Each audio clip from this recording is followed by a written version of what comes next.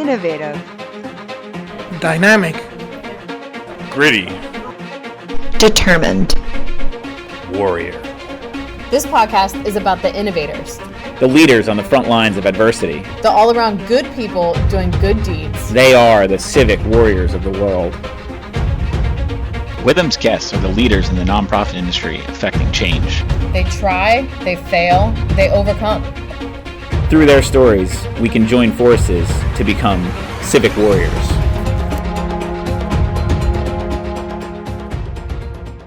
Hey Warriors, on today's episode of Civic Warriors, we spoke with Ron and Natasha, the Executive Director and Deputy Director from the Newark Trust for Education.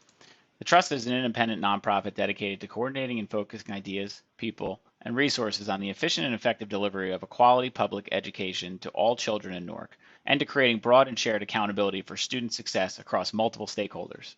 Education is important on so many levels and is ever-changing, especially in light of the COVID pandemic. But is there a better way to educate our next generation of students?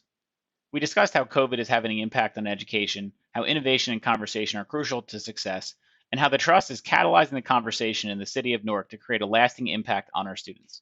Let's welcome Ron and Natasha to the show. Thank you, Ron. Thank you, Natasha, for being here. So we appreciate your time, appreciate having the ability to talk about some really important issues that are going on in Newark, New Jersey. So I was wondering if you could, Ron or Natasha, just give us a brief overview about the Newark Trust for Education, what it is that you do, and we'll go from there. Great. I think, Natasha, you want to take this first, and then I'll fill in. Sure. So the Newark Trust for Education was established nearly 10 years ago, and it was meant to function as an intermediary organization for public education in Newark. And so what that means is that we essentially connect multiple stakeholders and leverage their expertise and resources to deliver quality education for all students across the city of Newark. Our primary focus is improving the conditions for learning for all students in the city. And we do that in, we do that in 4 bucket areas. So the first is developing partnerships and networks in which we collaborate with schools, we collaborate with parents, and we collaborate with other stakeholders to, like I said, improve the conditions for learning for students across the city, leveraging resources across all of those stakeholder areas. The second bucket area is promoting practice and providing technical assistance. And we do that through our grant programs. We currently have a funders collaborative, and we are also part of the Victoria Funders Collaborative, both of which are focused on promoting social emotional learning in public schools. The Funders Collaborative is focused on implementing school-wide initiatives for social emotional learning, and the Victoria Collaborative is really focused on professional development or project-based SEL implementation. The third bucket of work we have is studying, evaluation, and documentation. So everything that we do, we approach with a lens towards continuous improvement. So we like to study what we do to see if what we've done is working, to see if we are doing what we said we would, and to really evaluate the outcomes. Once we do that, we share out the information. We've issued several publications on our programs and initiatives and independent evaluations. We like to leverage that information to shape and inform policy and practices district-wide. The final bucket is educating stakeholders and informing policy, which of course is a branch of studying, evaluating, and documentation. So like I said, we use those publications and independent studies to inform stakeholders of issues that are currently being faced in our schools, practices that are working well, and areas that could use adjustment. The organization itself is organized into 5 divisions. Of course, we have operations and finance, and we also have a division focused on early learning, which is for students or children, I'd say, ages birth through 8.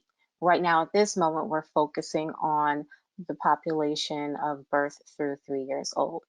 The other division we have is P through 12 education, which really focuses on education once the child enters the school setting. And then our other division is research and evaluation. If you could talk a little bit about, a little further about how COVID-19 is affecting early childhood education and how the trust is responding to that, I think that's a great point of discussion to hear a little bit more about what you're doing. Sure. Sure. So do you want to start, Ron? Sure, I'll start and then we could jump, we'll kind of team tag on this one. So obviously as the COVID-19 restrictions came in, more and more students were at home, and one of the unseen spaces or lesser seen spaces has really been the childcare sector.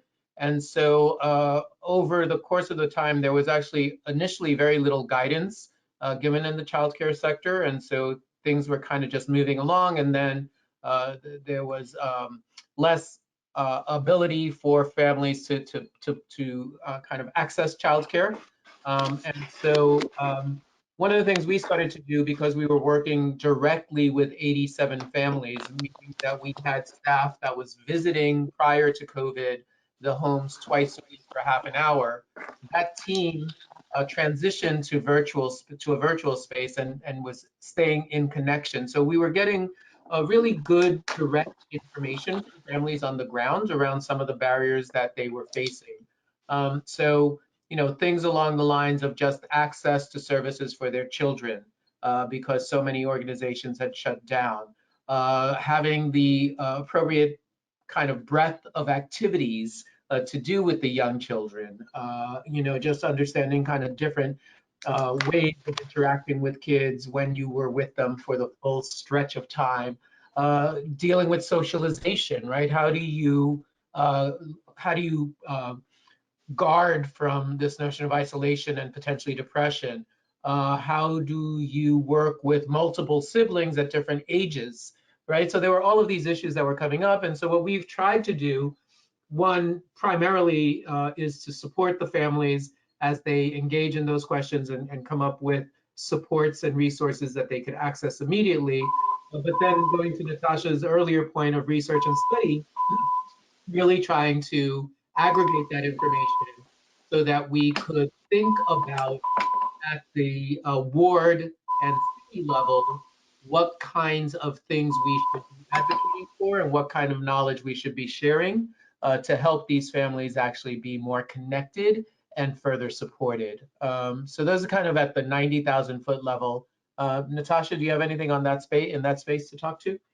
Sure. I'd say in a more direct way, we've had to implement several shifts in the face of COVID-19.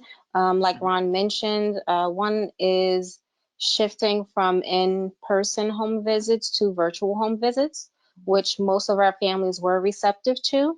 Another has been providing emergency assistance. So we are not a social services organization. However, many of our families have experienced challenges in the face of COVID-19, from food insecurities to housing insecurities and unemployment. So fortunately, we were able to leverage some emergency funds that we had to deliver those needed that needed assistance to the families. So we've been able to issue emergency grants to families.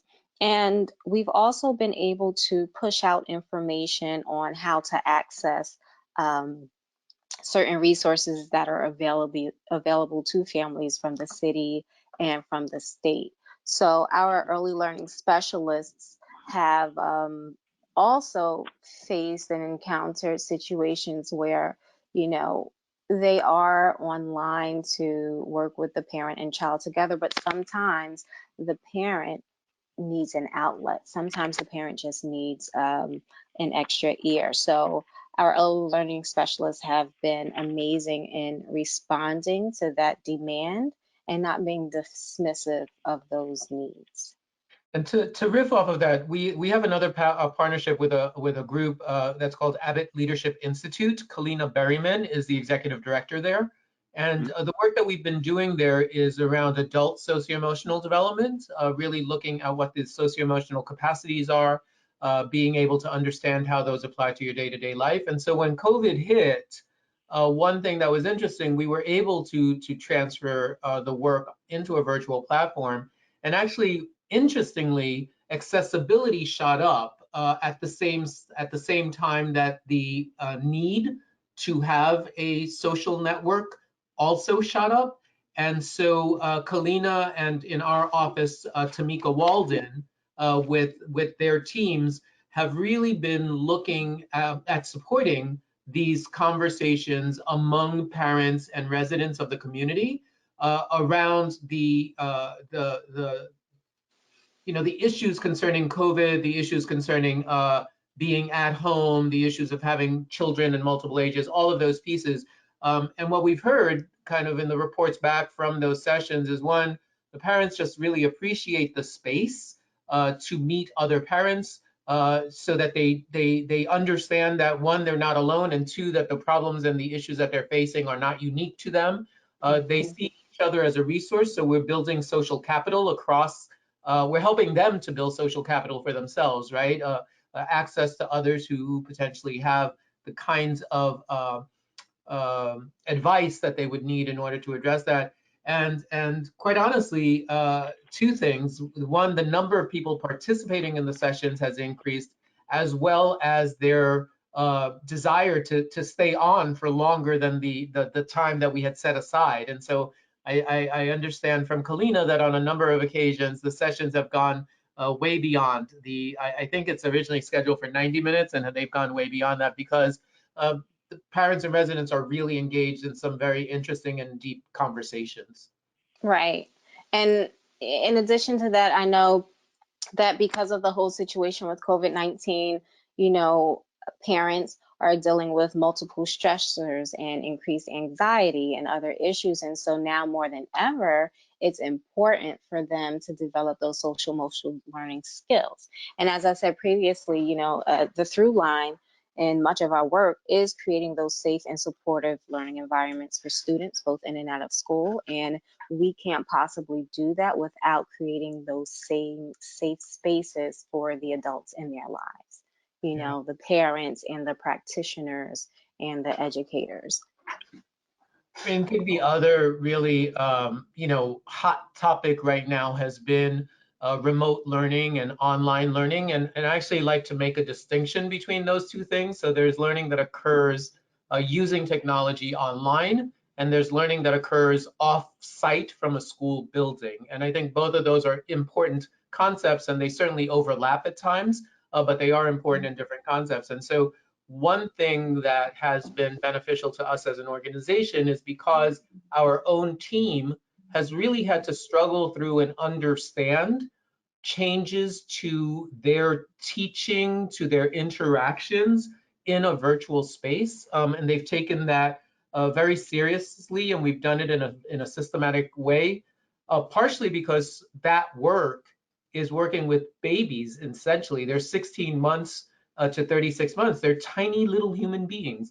And, many of our families, unfortunately, don't have necessarily, these kind of setups, right, with an external camera and a wide screen. And so in some instances, we're really working on a cellular network with a telephone, a 18-month-old and a caregiver. And because everyone's now at home, sometimes that's actually the 18-month-old and their two siblings. And so really starting to think about, what does it mean to engage young people in this way? What do you need to do differently as a teacher so that the time is effective? How do you keep young people engaged when they're not necessarily in your sphere of vision? How do you actually promote cross-age learning when you have multiple siblings in the room? So we've really been looking at that, and our Director of Research and Evaluation, Preetha Gopalan, has actually been working with the team to document what they're doing, what switches they're making over time, and how those switches are impacting the learning situation. I think that, as we look at the formal education space, where we do have this hybrid way of now having learning opportunities for our kids, I think as an organization, if we could create the space and a forum for teachers who have been engaged in this type of learning to actually do similar to what we were doing with the parents and residents, right? Create support networks in this visual space to think about what they're doing, how they're doing it, how they can learn from each other. If we could support the district in making that happen, if we could support the charter districts in making that happen, or augmenting what they're already doing, I think that that could be value add as we continue to transition into this kind of living with COVID time period that we're entering. Yeah, I think that's, that's really important because you talk about the safe space and being able to come together for children. And then now you have the parents who can have that trickle down effect. Now they have that safe space. Now you have the teachers. You're really surrounding the children of any age with such a strong support network. And I think just continually building that support is so helpful and so impactful in trying to make this whole, remote and online learning situation work. Yeah. Very, very interesting. Yeah, and Heather, I think you pointed to, I think, one of the challenges. So, we like to talk about the success or the seeming success or where we think we're on the road to success. But I do think that the challenge here is ensuring that the work across stakeholders talks to each other, right? And so, Sure. so one of the things that we're really aggressively trying to figure out is we have the work with the parents that we've partnered to do. We have the work with the schools that we've partnered to do. We have the socio-emotional work with the partners that provide that type of service. The question is, how do we make those circles overlap, right? So that the providers of the children and the parents of the same children and the children, right, that they all are getting a similar message and dosage. And that's a little bit harder to do. And we think over time, we'll be better at doing that. As the circles widen, the overlap becomes easier. But as you say, I do think that ensuring every constituent group has access to a conversation that resonates with the conversations happening in the other stakeholder groups is important. Right. And I think that's a real challenge. Can you hear me? Yes. Yes. Oh, perfect. So I switched to my phone audio. So me and Natasha, you can't see both of us. So we're on the same equal plane. We have two people on, two people off.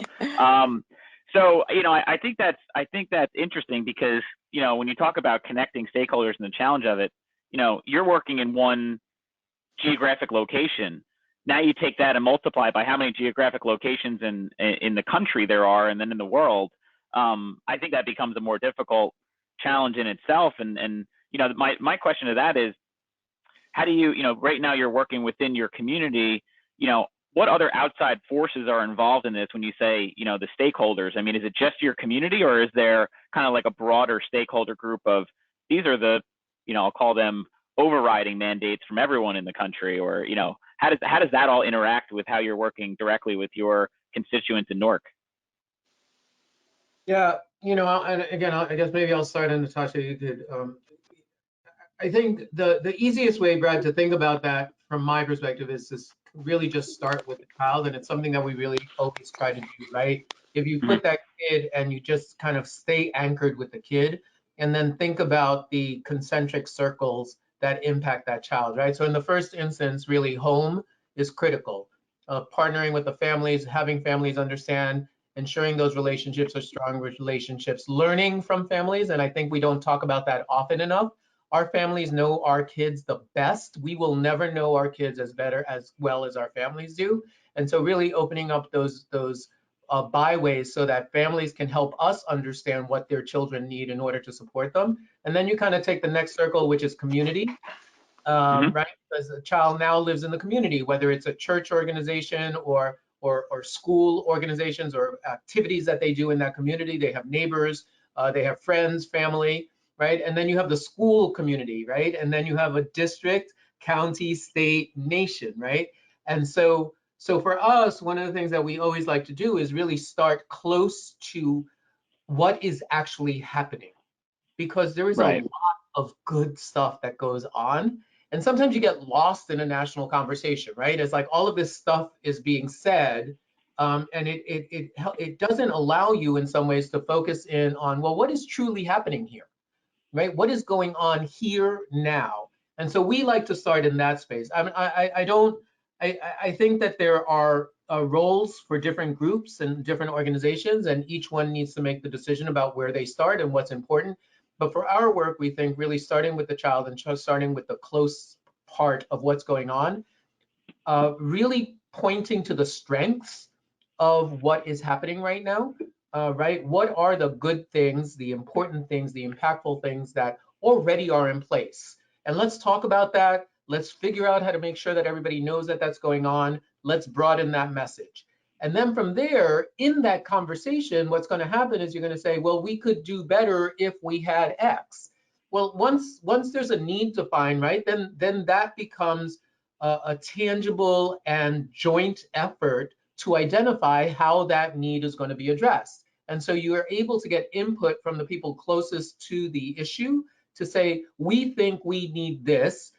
You know, we have the luxury, quite honestly, as an organization, to be connected at the district, county, state, and national level, right? We can bring to the table recommendations and ideas based on both our own networks and our research. And so we could bring those to the table and say, well, here are 3 or 4 different ways that might address these gaps. Which of these, how might you go about doing that?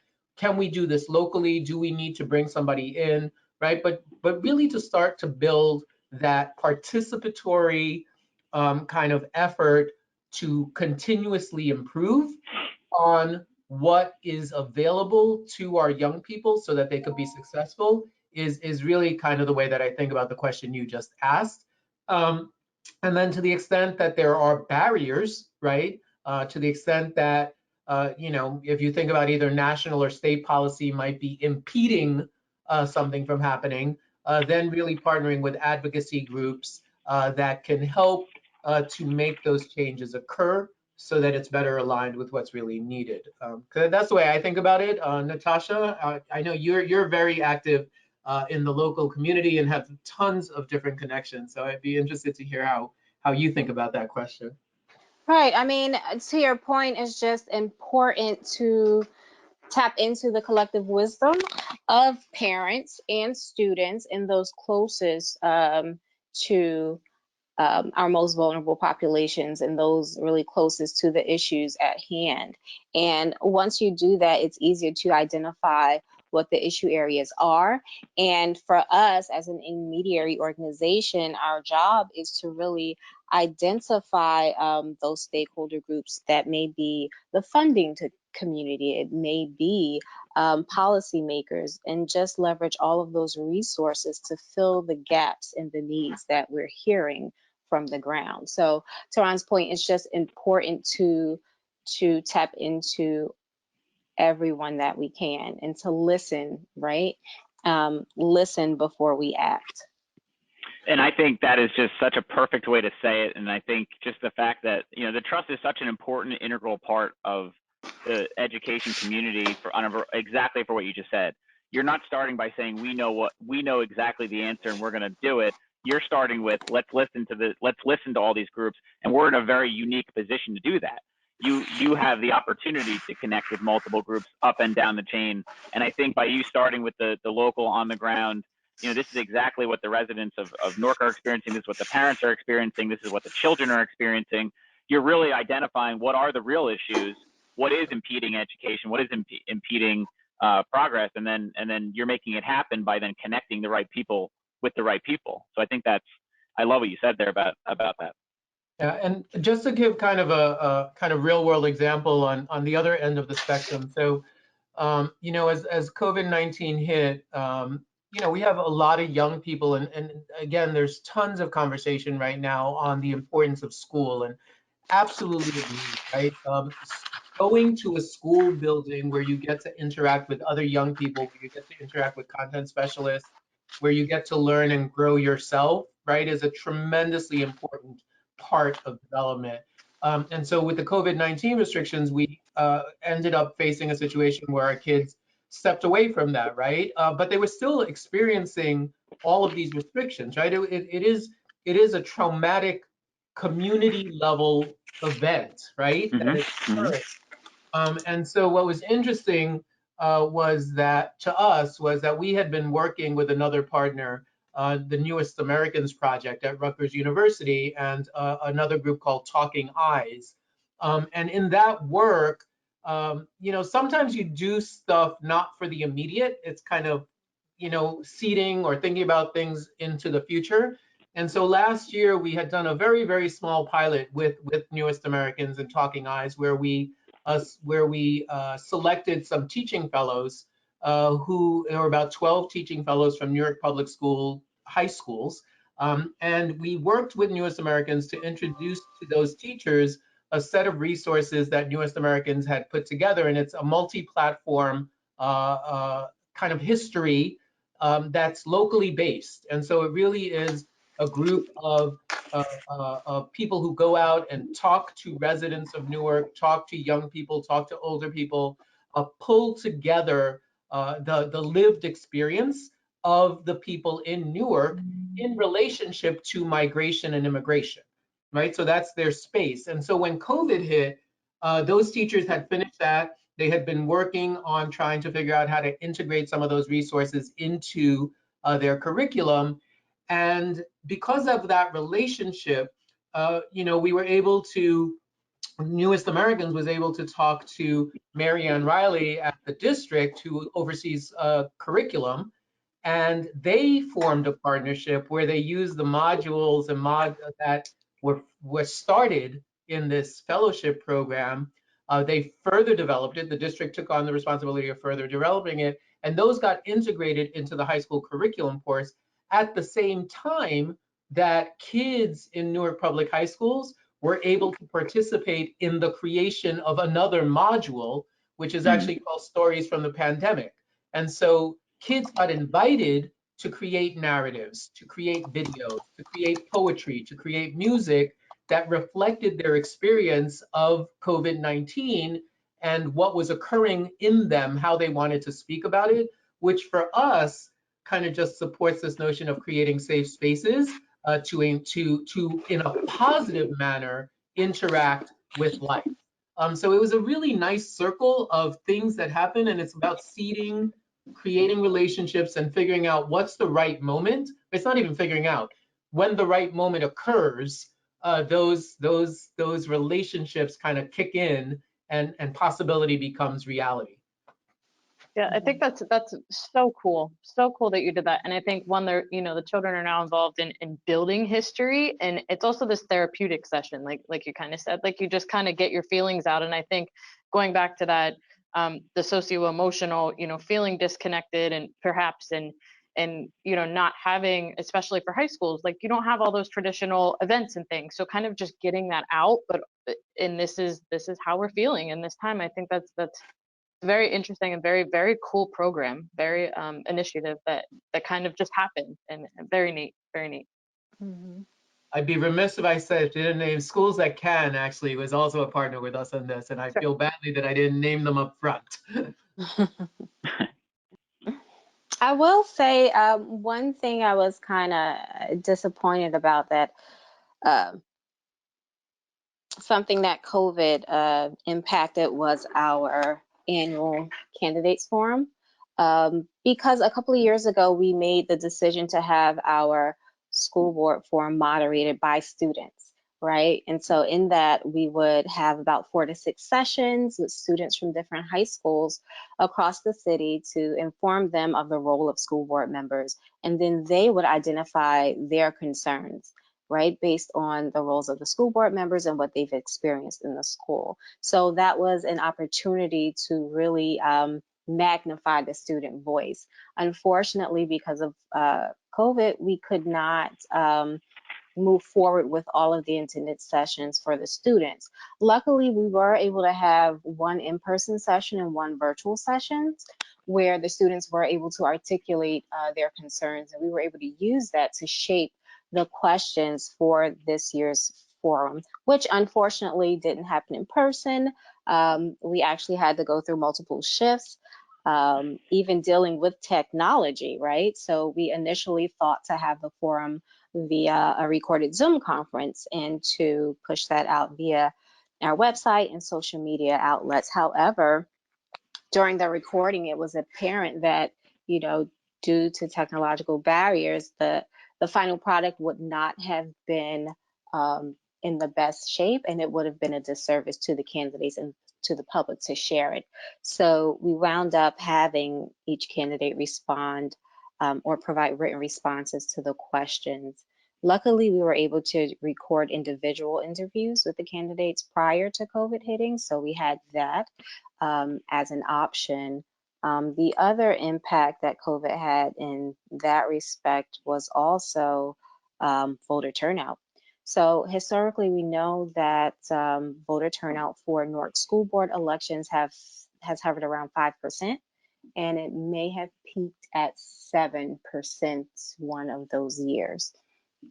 This year, there were several organizations and entities doing a big push to get people registered to vote and to increase voter turnout, from Project Ready, which established an entire website devoted to informing residents on how to vote virtually, to the NAACP, which held an interview with the county clerk on the process of voting online, to the 72 Collective. So all of these entities were active in trying to get out the vote in the face of COVID. Unfortunately, another impediment was the delivery of ballots. So there's a segment of the population in Newark that did not receive the ballots, even after going through the electronic process to request them. So they had to either, their only other option was to actually go in person to the county clerk to vote. And of course, given the current dynamic, a lot of people were reluctant to do that. So voter turnout, while there was a slight uptick, I'd say probably a 300-person increase from the previous year, it could have been dramatically more had this not happened. You know, So as I'm 5%. Oh, go ahead, Ron. Sorry. no, go ahead, Brett. That's fine. I just heard a few things there, and just so when you think about that, the voter turnout for these elections, 5%. So you're saying that 5% of the residents of the city are physically vote. So 5 out of 100. 5%. Well, 5% of the voting population, which is even less than 5% of the total population. Right. Right. So how do we change that? And I know COVID-19 creates even more challenges, as you mentioned, but I mean, to me, that seems like an extraordinarily low percentage of voter turnout. Yeah. I don't know what the national says or anything, but Yeah, I mean, school board elections historically are low turnout, and that's true nationally. I don't have all of the numbers. The other piece that complicates this is that our school board elections are what is considered off cycle. So it is not at the same time as other elections. So that creates both a separate process and a different day to go and vote for school board elections. So I think that those are kind of system questions that a number of different groups are looking at and trying to figure out. One thing that I do think is important to note, because sometimes things get conflated, and I think a lot about this through a parallel. As when I was a principal of a school, I got very tired of hearing that parents of high school students were not engaged in their children's education. It just was something that bothered me at my core. And so we started to really think about, well, what does parent engagement look like? And we came up with a model that basically had 4 different elements to it around how parents were engaged, because the only measure that kind of usually is used is attendance at a PTA meeting. And so if that's low, basically people say you have low parent engagement, but that isn't the only way. And I don't want to go down that road too much in this particular conversation, but I bring it up because I think there's a parallel piece here on Newark community members are very engaged and involved in the educational issues that impact their children. Sure. They are. There is a broad and wide set of people who are constantly looking and thinking about what the educational process is like, how it can be better, what needs to occur. And so I think, Brad, to your question, I guess the strategy that I think would be an interesting one to think over time is how do you leverage all of those groups so that they are working to continue what they're doing, but then they're also kind of thinking about the voting piece as an integral part of that work. And that's about reestablishing trust. That's about addressing nearly quarter century of state control, where many residents felt that the school board wasn't representative of them. And you could almost imagine a conversation say, well, why vote if it's an advisory board and when they do put advice forward, it's not necessarily followed, right? So there's kind of this historic piece that I think also needs to be addressed. And so, the conversations I think we've tried to support are conversations that say, how do we over time, again, those basic building blocks for our work, identify the strong pieces of what's already going on, identify the stakeholders who are doing that work, bring those stakeholders together to kind of get to a common understanding of governance in the city, and then broaden the number of people interested in that formal governance structure, both on the community side, understanding what the school board does, and for people interested in running, understanding the responsibilities of being on the school board,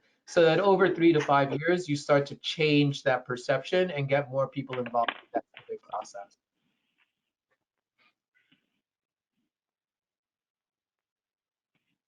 That is, yeah, and that's something I'll be honest with you.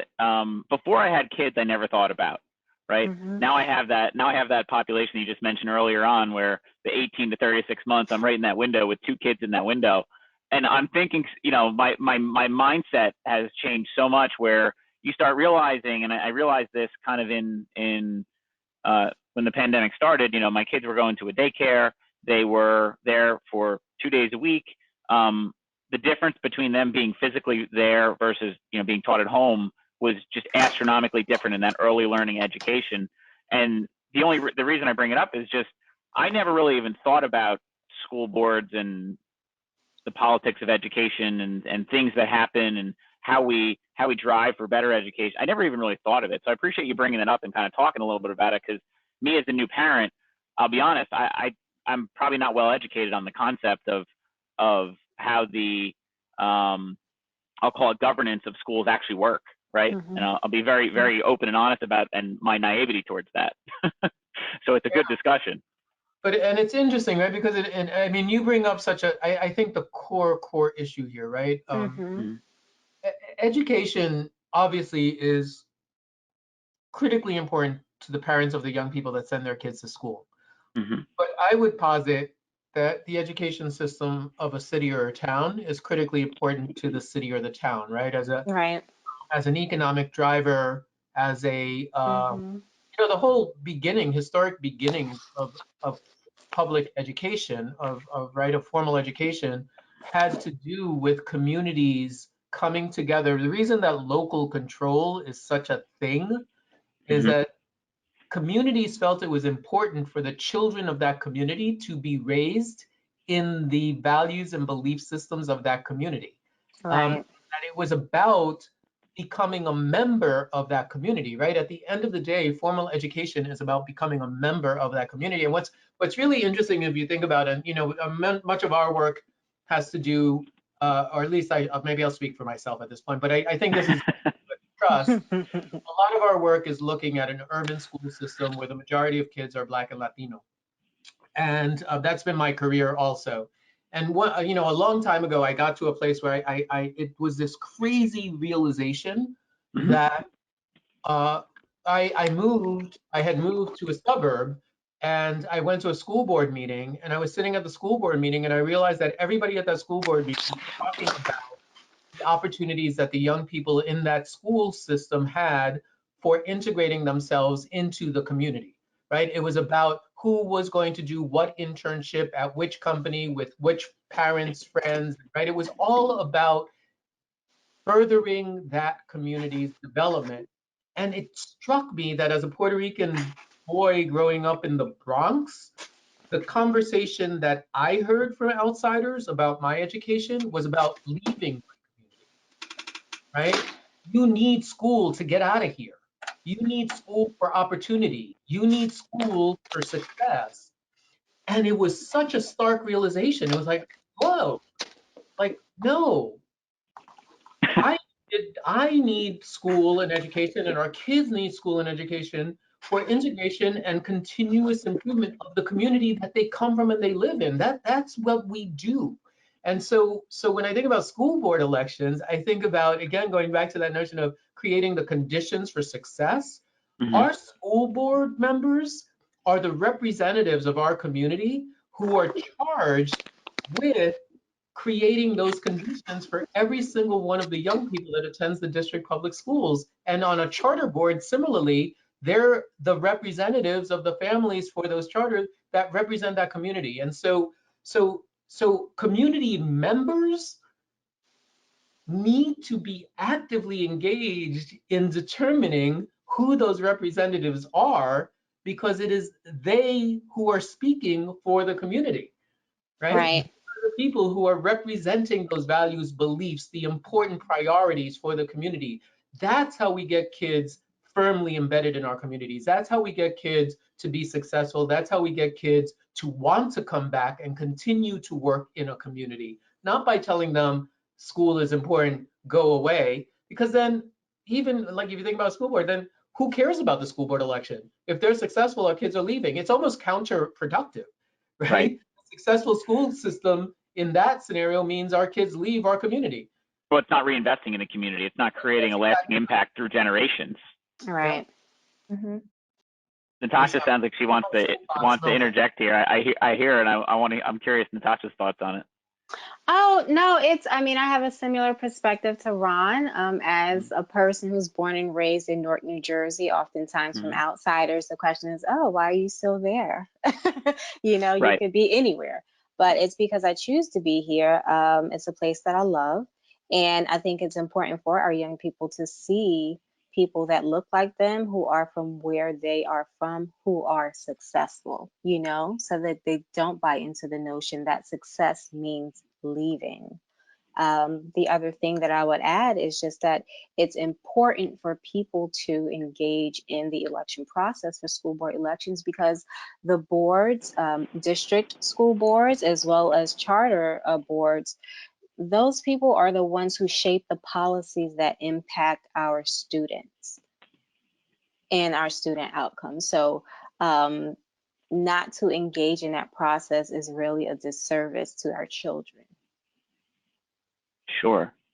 Yeah. And I want to just say two things. One, Natasha, you're an exemplary example of just, doing really well. And I've worked with you for 10 years and see you grow into the role you're in, and love everything you're doing, and really just making a big impact. And I think if more people hear your message, your voice, and your example, I think more people will probably change their tune on that concept of why are you there? Because I think there are a lot of incredible people in Newark. I think there's a lot of incredible things going on, and I think just working with you over the years and seeing you kind of grow into that leadership role is a great thing to see. So just wanted to say that.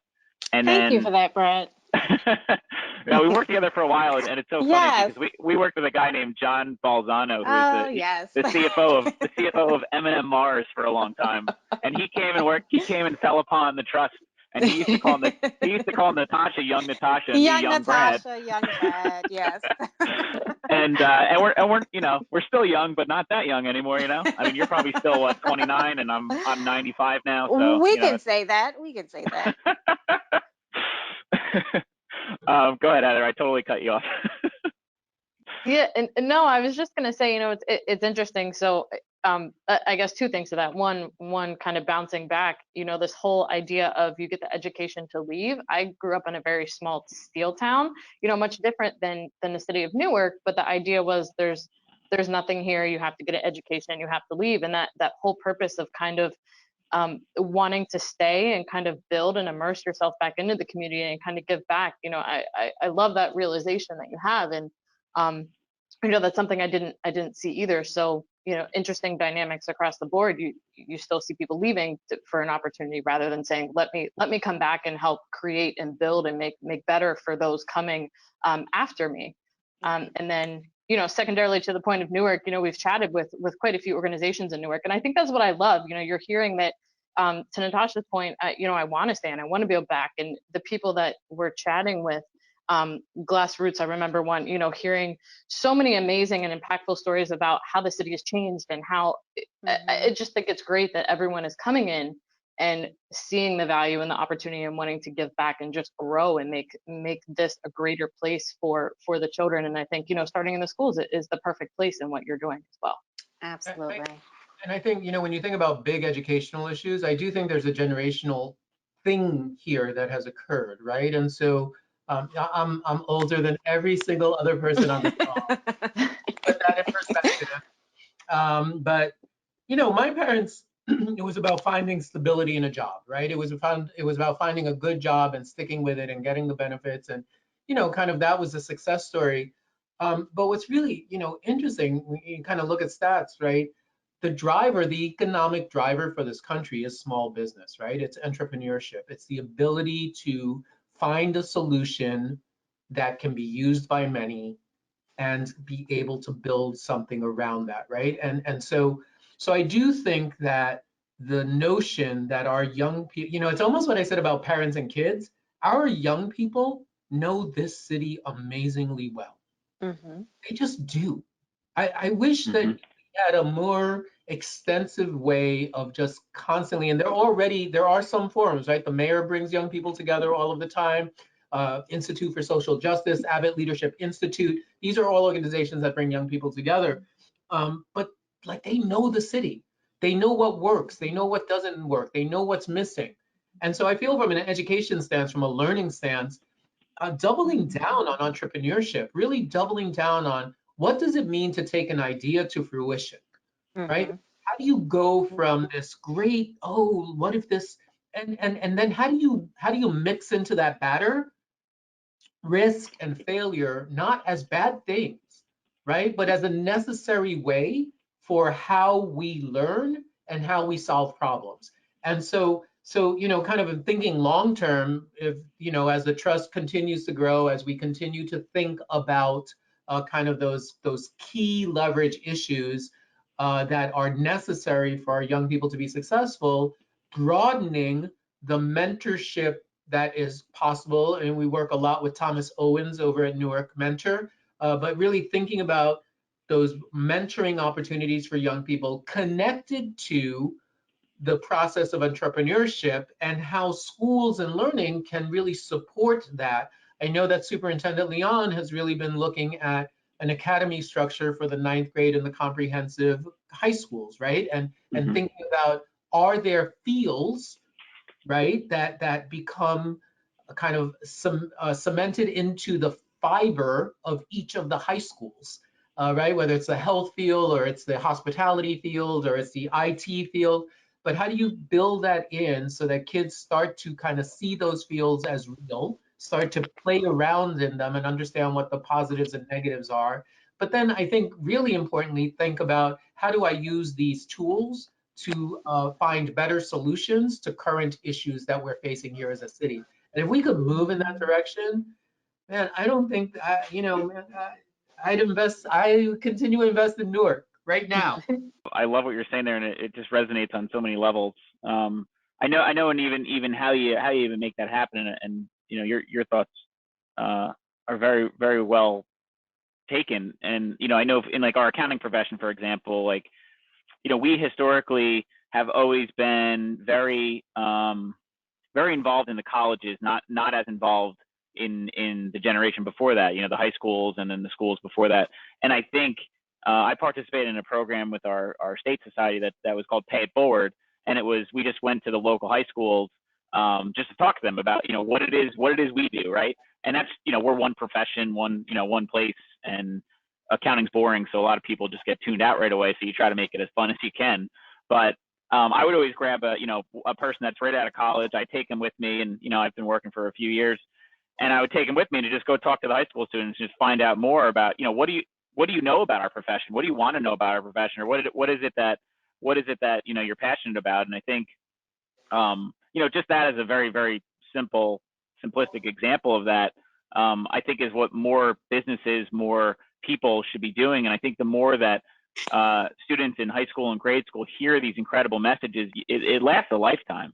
I heard the FBI came to my school, not in a bad way, to give a presentation about why accounting was a good profession for the FBI, and that conversation that FBI agent gave was the reason why I went to school for accounting, because I said that that guy was cool, and whatever it was that he said, I don't even remember his name, and I feel bad, but he came in and said this is the FBI profession, and this is why accounting is a good way to get to it, and that's really why I went into it.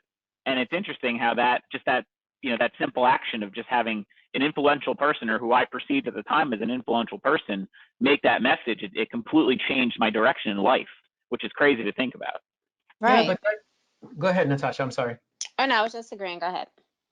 No, I said, but that to me, Brad, is I mean, I was lucky enough to teach for 10 years and to be principal for 10 years. So I was 20 years every day with kids. Quite honestly, there's people, it's funny, people have this impression that that's insanity. And to me, that's just like what it's energy, it's energizing. But what you just talked about, right? It's opportunity, it's exposure to opportunity, right? It's the ability to see beyond what you know. And so I think about that in a continuum, right? So this notion of exposure, just getting kids to listen to, meet people who are in things that they don't necessarily see every day. And then I think if you move that and you go to where Superintendent Leon is, where he's saying, okay, so now let's formalize that. Let's actually give them a structured way to engage in these kind of entrepreneurial and business related and industry related ways. And then I would, I have this crazy idea in my mind that I call Broad Street Academy. And for me, the notion, and this is where Erin Sweeney and Schools That Can are amazing thought partners and are doing some really interesting work. And how do we blow up that work and push it really far? And so the thing on Broad Street, if you walk from Penn Station to Audible on Broad Street, you can just name all of the different things, right? You have the Gateway Center, you have the radio station, you have Prudential, you have Panasonic. Yep. Right, you have the university. There are just so many different things on that whatever that is, and maybe 2 miles. I don't even think it's 2 miles. You could easily name 20 to 25 organizations that are on there that are amazing opportunities for our young people. And one thing that I learned in my time at schools is that organizations are willing to take 3 to 5 kids, depending on the size, maybe if they're bigger, maybe even 5 to 10 kids, but that starts to get to the limit of what they are capable of absorbing into their organizations.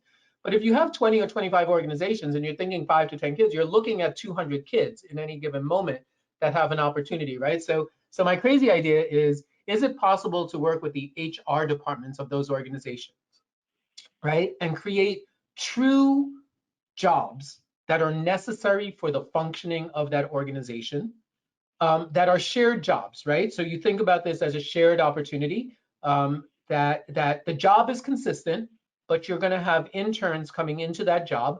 It is actually within a department, so it is in the formal structure of that organization, so that there is a job, there's a supervisor, there's a set of expectations, there's what success looks like in that job. And each organization kind of thinks, can I do 1 student? Can I do 4 students? Can I do 10 students? But you're working with the HR departments to actually create these true job descriptions. Then you think about the population of our students, right? The seniors across, we have about 2,000 seniors in any given year. I believe that's the number of seniors that we have in our schools. And so you think about that, and what would it look like if you really just completely reimagine this, right? So they've gone through, the superintendent's plan is successful. They have their industry-related backgrounds. They have these experiences within the school building. They have some internships that they've done in freshman, sophomore, and junior year. Well, what would it look like if the capstone of that was a 10-week placement in Broad Street Academy?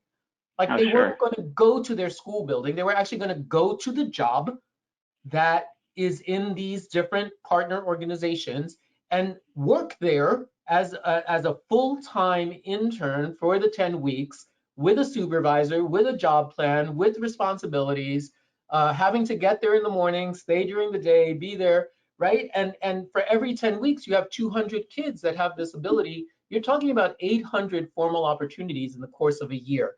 I think that is Yeah. completely doable. That just, I yeah. really do. I figure, can we actually mobilize to make that happen? And how long will it take? And how do we kick it off the ground? And what are the details that need to be in place to make it happen? I love how Sorry, another passionate you are soapbox. about that. No, I love how passionate you are about that. And I think that, like, I want to have a discussion about how to make that happen. Because that's Yeah. it's such an important thing. Yeah, I mean, when we talk about work readiness, right? When we talk about post-secondary opportunities, post-secondary options, you know, our language has evolved really to be equitable start, equitable conditions for learning, and equitable post-secondary opportunity. That's what we need to figure out how across the board there is equity in these types of opportunities, so that it's not just the 5 kids who, you know, not that it's bad for those 5 kids, it's amazing for those 5 kids. And I love that those 5 kids have it, but I want the other 495 kids to get it also. And I want it to be a systematic method of doing it. And I want it to be an ongoing and sustainable way. And it needs to be mutually beneficial to the organizations, right? And so can we really push ourselves to think at the system level so that we're not defining success anecdotally, but we're defining success equitably, right? It is across the board. We figured out a system to do this across the board. I was just going to echo what Ron said earlier about the importance of exposing young people to different careers. You know, if you don't see someone who looks like you in a certain light and a certain career path, then it doesn't become attainable for you. Yeah, and I think one thing that's interesting, and I think as some of the work that's happening in Newark right now, and I hope that it really does get kickstarted and kids start really having access to some of the career paths, especially like freshmen. What's really, really interesting is like 2 things. One, kids, at least in my experience, have had ideas of about what something is, but they don't really necessarily know, right? And so the more we could help them just actually meet people and see the jobs in action. I mean, they may love it and they may actually hate it. It may just be an idea in their head. But the other part that's really intriguing to me, and this is one of the reasons that whole notion about getting kids into organizations, but like really immersed in the organization, not just to go for an hour or an hour and a half, but immersed in the organization, is because we, at least I, you know, growing up, and certainly not till very late in my own career, we don't really realize how many different types of jobs large organizations have, right? So like in my experience, when I was doing the museum school, we had a rule that all of our kids had to do their internships, externships at the museums. And we got so much fight from the kids and the parents early on. They're like, I want to try other things. I don't want to just be boxed in by the museum. And for us, it was just a matter of, we were already working with the museums. It was really easy logistically to set it up. Well, it wasn't easy logistically to set up. It's always hard, but it was easier. And then you start to understand, right? There are restaurants, there's catering, there's, right, in a museum, there's shops, there's advertising, there's marketing, there's research, there's history, there's education. It's like an entire city, but it's contained. And so what you end up understanding in a way that's a little bit different than if you do these internships in different places are the relationships and connections that actually happen between and among those pieces. And then you start to, I think, get a better grip on what the requirements are for you. But I'm interested in this, Natasha, because I just feel like you in Newark you do the networking piece. And I'd be intrigued kind of just going back in time a little bit. Because you grew up and went to school there. So Right. I mean, for me, like I've always been into the arts, right? I've always been obsessed with music and art galleries and museums and things of that nature.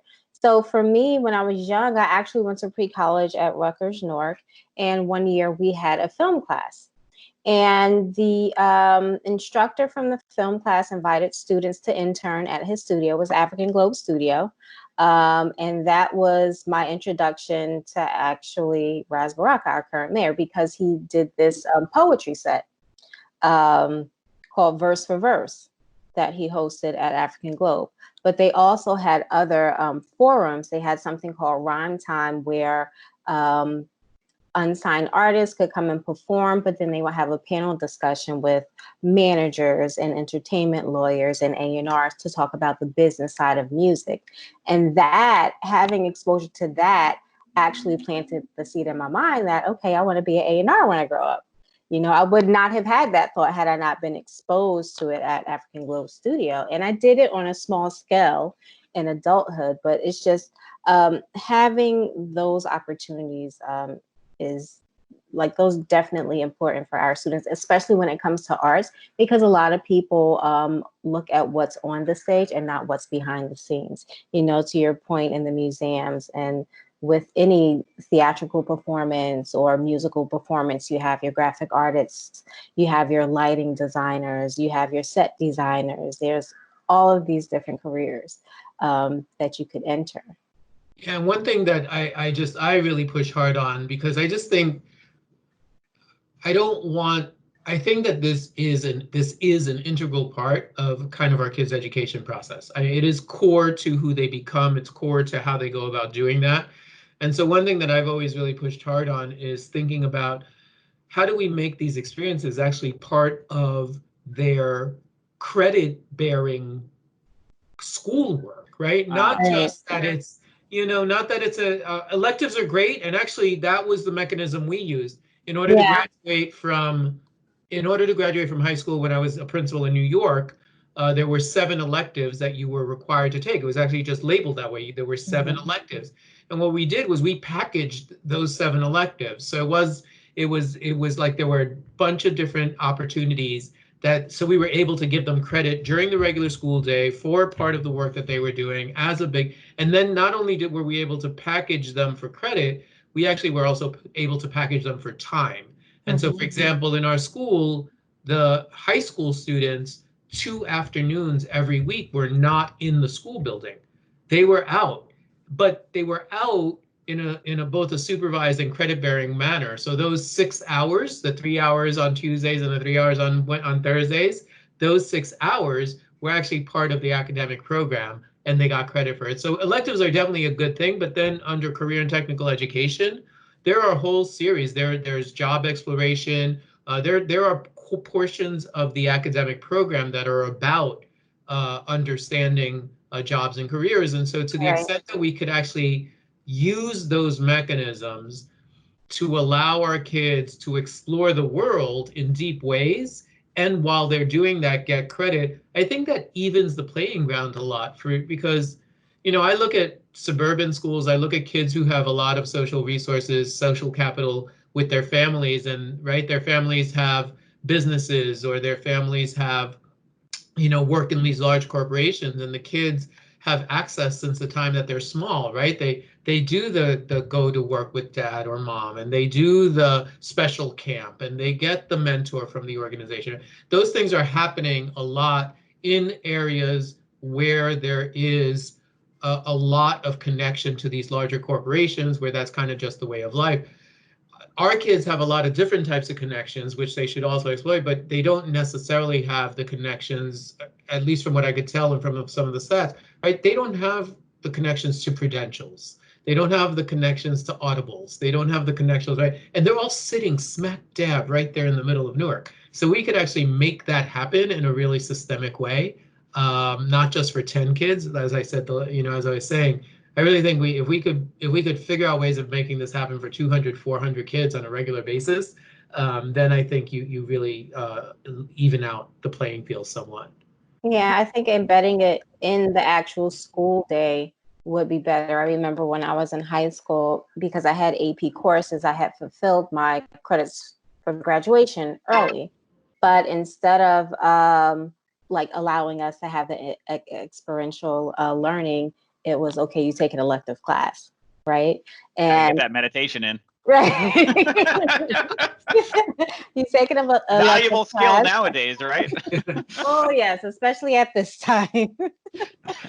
And then I was in a program, an after school program with the Urban League. And through the Urban League, I was connected to an internship at City National Bank in their marketing department. But again, that was out of school time, right? So I think if you had it in the school day, it would be better. And we're not starting from zero. I mean, that's why it's kind of cool, right? The programs exist. Right. Kids are weeding them out. They're figuring out which one to go to. It's just that it's very complicated for many kids and families if you already have your 7 to 2:30 or 7 to 3 o'clock blocked. And then, for some of our kids, they have additional responsibilities after that. So they may not be able to actually do it from 3 to 6 or if we could figure out, and that's a whole other part here, which is interesting, right? If you do an internship and you're supported in developing those skills and actually deliver on that internship, we could actually be helping some of our kids actually answer some of the demands on them, right? They could be transitioning from the internship to a job, right? Where they already have a responsibility to provide something in the home. So I think thinking about it really holistically that way, comprehensively that way, in real time, and trying to figure out different ways of using time that already exists for the kids would be, I just think I think it's completely doable. I think we have a great base of possibility that already exists, and it's tweaking and repackaging in some ways. Right, because it adds additional exposure and opportunities to our students, but it also provides the organizations and companies with a talent pipeline. Yep. Yeah. I think what I love about this too is that we had something similar in my high school. It was a work study program.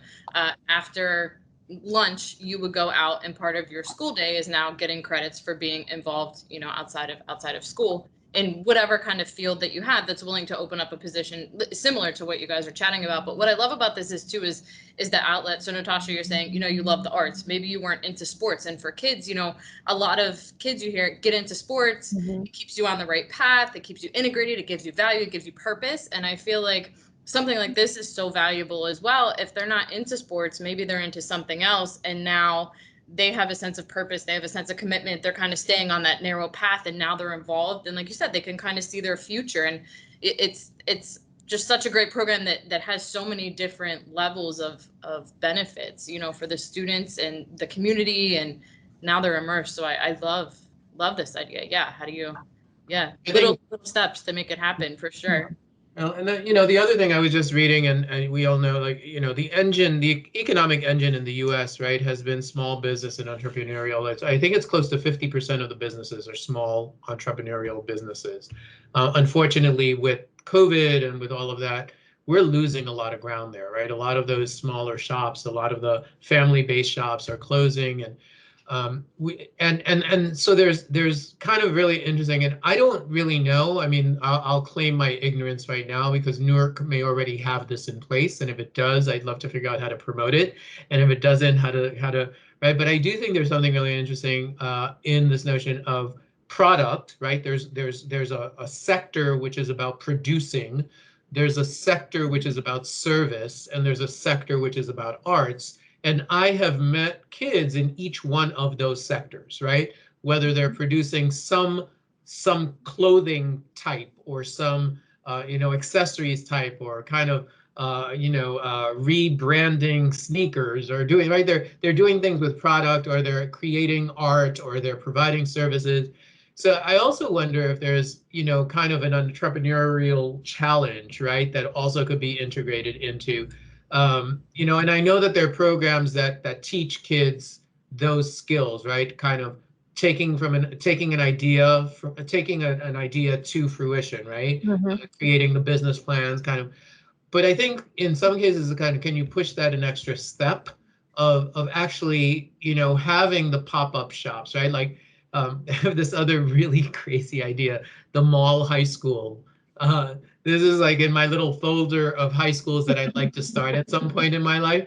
But the mall high school, where actually the entire ground level is set up like a mall, all stalls, open to the public, So the bottom floor of the high school is literally this shopping space. And in the school, you basically have 600 kids, who are generating ideas, are being pushed to and supported in creating their business plans, to the extent then they'll start to create their products. And then, they get 3 months, right? You give them 3 months in the mall actually right? So you do the advertising, the promoting, the marketing, all of that. And then they know that from September to October, they're going to be in the mall. They're actually be selling their product, or they could be setting up their appointments for service, and then that those stalls actually are bidded out depending on the competition for the business, right? So as kids create businesses and business plans, like you either have to show that your business is progressing or there's competition for the space. So you're kind of building in this process in the school, which pushes kids to, if I need the space, I really have to make this a problem, right? Those kinds of things. Who knows if it works, but I just think, like, let's just think wildly. Like, can it be different? And can it actually be different in a way to promote the kinds of skills that are going to help our kids really be successful, but also give meaning to the things that they're learning right now? We always talk about it. We're preparing you for the future. Well, you know what? Kids live right now.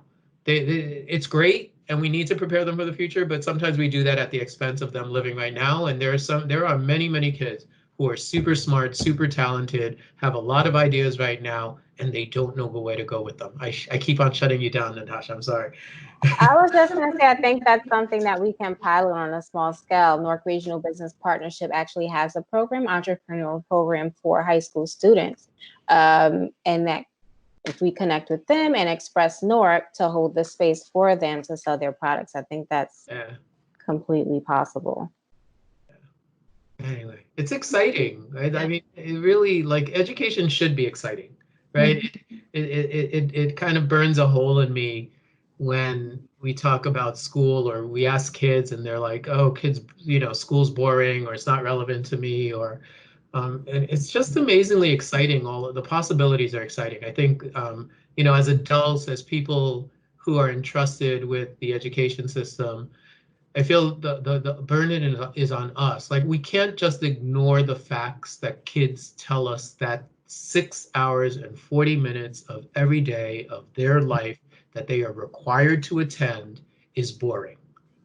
I just don't think you could discount that. And so, and look, I know this is going to be broadcast, and I'm probably going to get in trouble for this.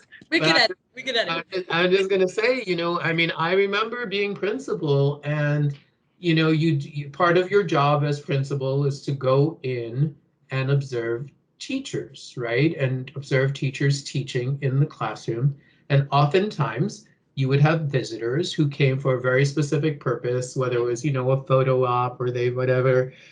And we would go around to do the observations. And I would say to them before they got there, we're going to sit in one class for the entire time. And you just saw it. They couldn't stay away from their phone. They couldn't fidget. They couldn't not get up to get out. And I would say to them, think about it. This is you, right? You knew you were coming in for this. You were mentally prepared. You're here. Our kids have 7 of these a day. Like, why do I push teachers? Like, if we can't sit in this space, what makes us think that kids can?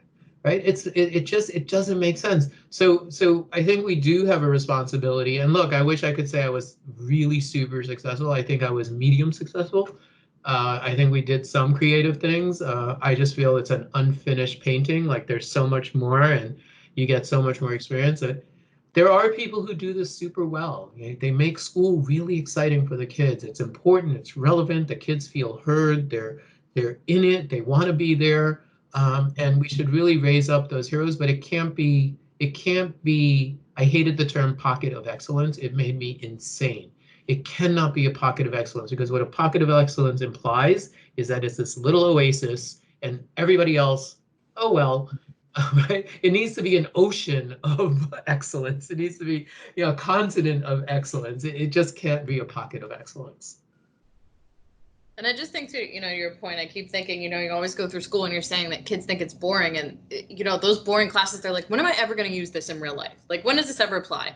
And everybody, the teachers always say, oh, it's all right, you'll use it. But a program like this, you never have that question now. Now that question doesn't even exist. Like now, like you said, they're excited, they're integrated, they're allowing to stretch their minds. And that goes to the whole concept of, I have a 2-year-old, and, you know, I'm very cognizant of not telling him how to do things and what way to do it, because I want him to be explorative and be innovative and try and think outside the box rather than force him to be in this box. And I feel like a program like this would allow kids to constantly be outside of the box and not so feeling like they're trapped with rigid and this is what it is. It allows them to kind of explore, and who knows where that can go from here. You know, that creativity in kids, and you nurture that so young from you know, a freshman age, when they're just trying to figure out, who am I? You know, all these changes, it could really be limitless possibility for sure. Yeah. Well, and the flip side of that coin has to be answered also. Like I've always had an interesting experience working in the United States. I started as a math teacher, and you know how that goes, right? It is perfectly okay. It is accepted in the United States for an adult, even an adult teacher, to publicly state, I'm not a math person. I'm algebra, I'm not. It is absolutely accepted. It's okay. Nobody, and like there's an embarrassment for people to say, I can't read, I don't know how to read, right? There's some on that side of it, but it is absolutely perfectly okay for people to say, I don't do math, I don't understand algebra, I like Luisa. And I used to say to people when they came into my school and said that, especially teachers, I say, do you realize that we are requiring kids to take 400 hours of math? That's what it is, 108 hours each year for 4 years, 432 hours of math, and they have to pass it in order to get a high school diploma. You cannot in this building, as a teacher who graduated college and has a master's degree, tell any one of these 600 kids that you're not a math person. You just don't have that right, because then what right do we have to tell them that they have to take 432? Now, if you want to change that from a policy perspective, go right ahead and push it. I think it's the wrong perspective. But as a teacher who's teaching, or as a teacher in general, I feel it really is incumbent for us to help kids see the relevance in a real way, not just to say it is important and it's going to be important sometime.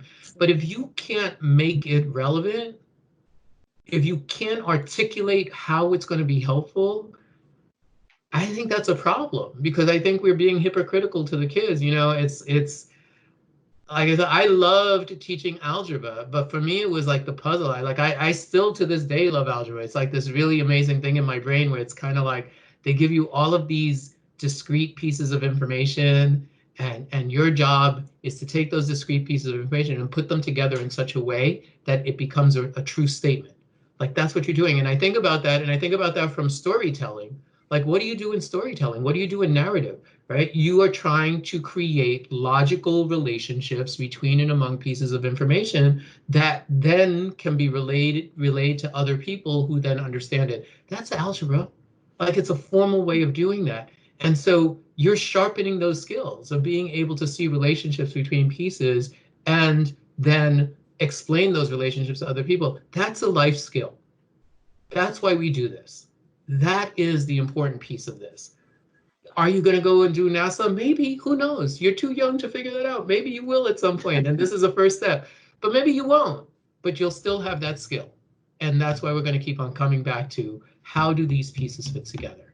And what are the different types of relationships? And where do we go with this? But I want you to leave my class understanding that. And I think each one of us really, it is important for us.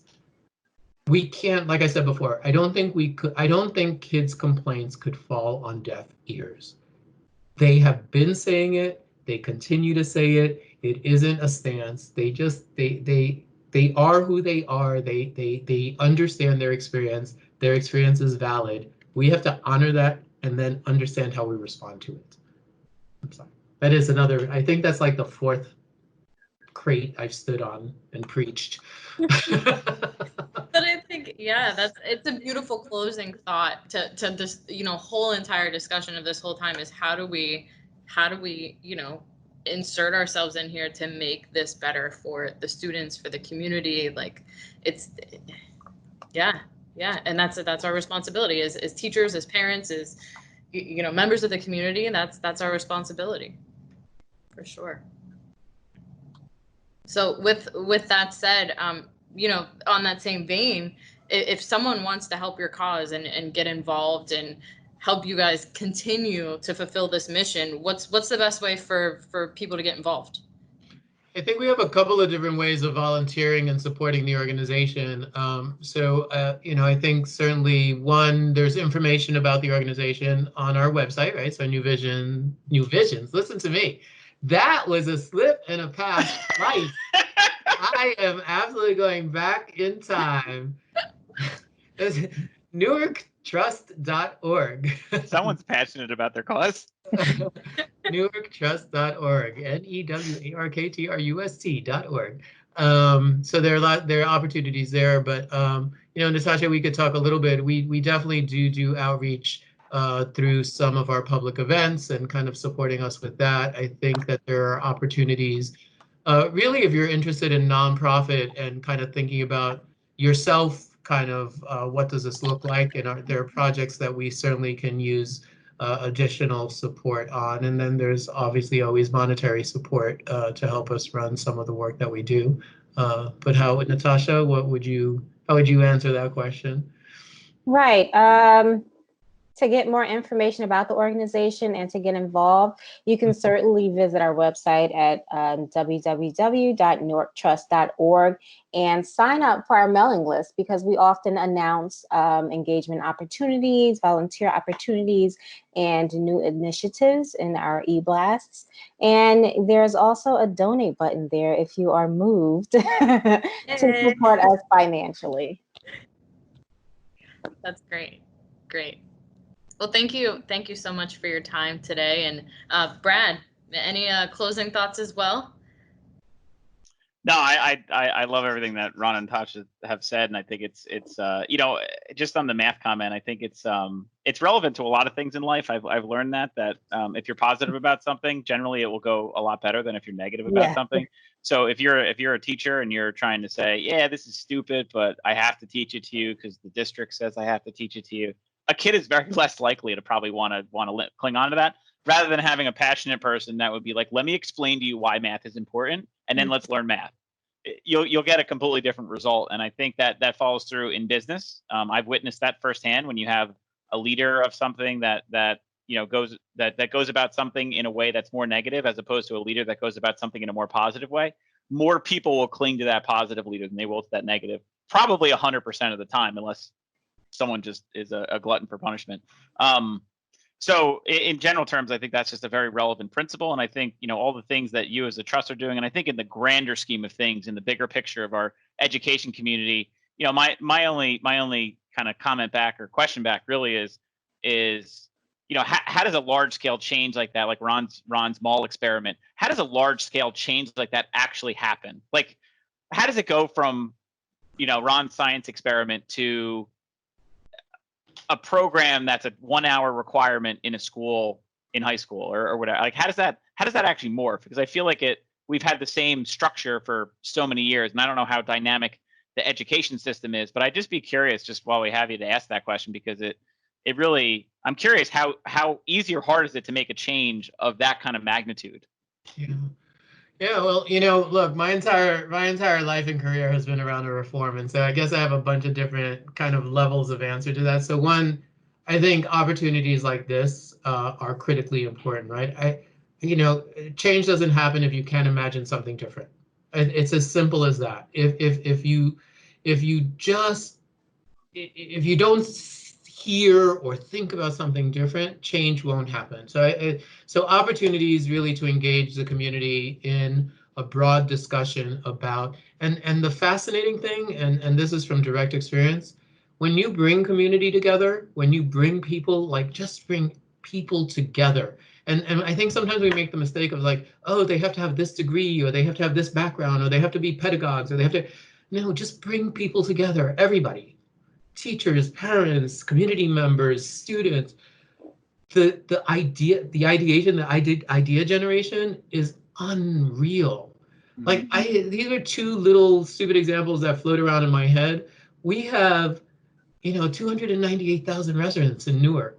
And I know that it's an amazing pot of ideas, right? So I think that's one, just having really opportunities to that. I think two then is I think you do need to show that it's possible. And that's why I was really excited about some of the stuff that Natasha was bringing up, because sometimes we think it is really difficult and it's already happening. Right? Because it's not on front burner, because it's just 20 kids, or because it's just in this one site, right? So I think to the extent that I think it is our responsibility, I think this is a role the trust thinks about quite a bit, and hopefully we're delivering on, is about promoting practice that is out there doing positive things for young people, right? So promoting that practice, critically important. Identify it, highlight it, talk about it, show it. So I think that that's a second piece.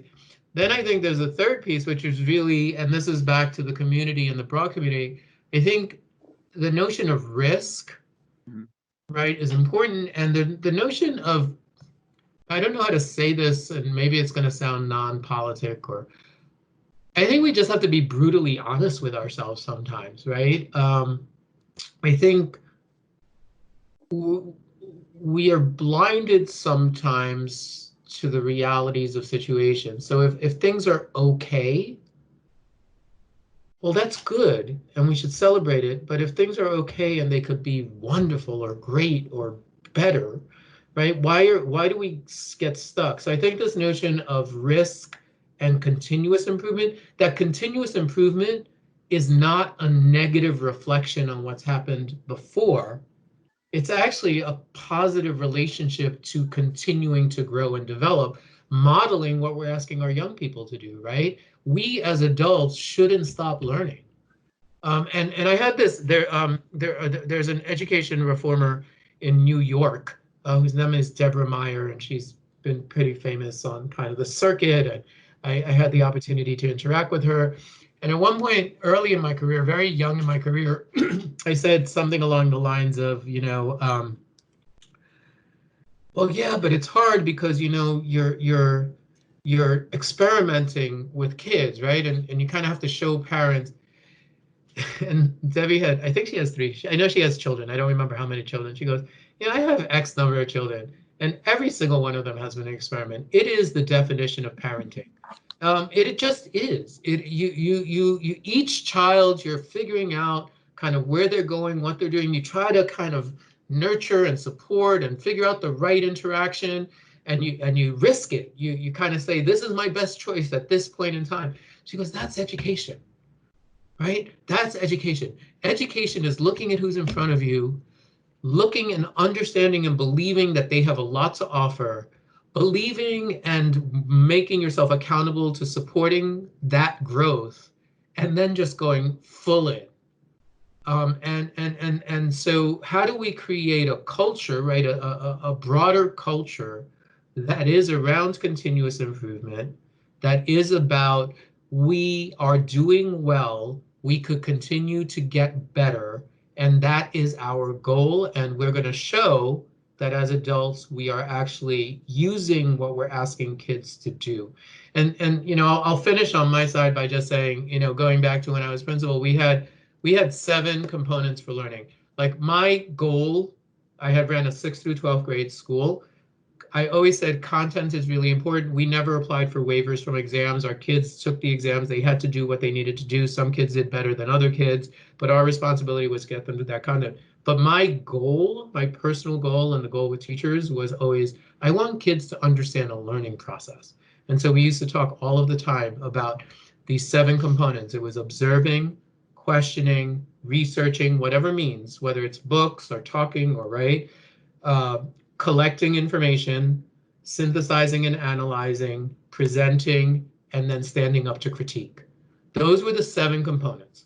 I wanted kids to be able to tell me those 7 components. I wanted them to show me how they did each one of them. We literally taught them how to observe things, like just how do you look at something? How do you describe what you see, right? We taught them those skills. And at the end of the day, we would say, you could enter any unknown situation, and if you have those 7 skills, you can make sense of that situation. And that's what I want you to do. I said, you might forget, You might forget the code of Hammurabi, and you might forget the law of exponents, and you might forget. I said, but if you just remember that that's okay, because you could always relearn it. You could find it. You know how to research.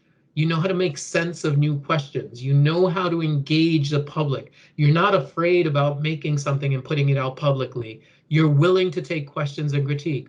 Those are the core elements that we want. Now, I'm not saying those are the 7 only. For us, those were the 7 that we chose. But I feel like if we actually help, because then that was true for my teachers also, right? That was true for me. That was true for our parents, right? So you could help model that process. Our school was our project. So every year it was like, let's observe what was going on. Let's really question, what are the questions we need to answer? What's the research we need to do, right? What are we going to present as the next level of this project, right? We were modeling that process while they were learning it. And so I think, to your question, I think, let's talk about it. Let's talk about everything. No idea is too crazy. Let's actually engage the community in doing it. Let's create a culture of risk taking. And then you always have to get to the place where you're able to convince people to put some money behind it, either reallocating existing or bringing in seed money to show something, right? And so that's a component piece of it. But all of this has been done, right? It's not something that's new. It is an established process. I think it's about more people engaging in that established process, and engaging the communities and the funders and the educators in these conversations. I'm voting for you in 2024. I started teaching in 1983. Okay, August of 1983, I started teaching. So what's that? 37 years ago.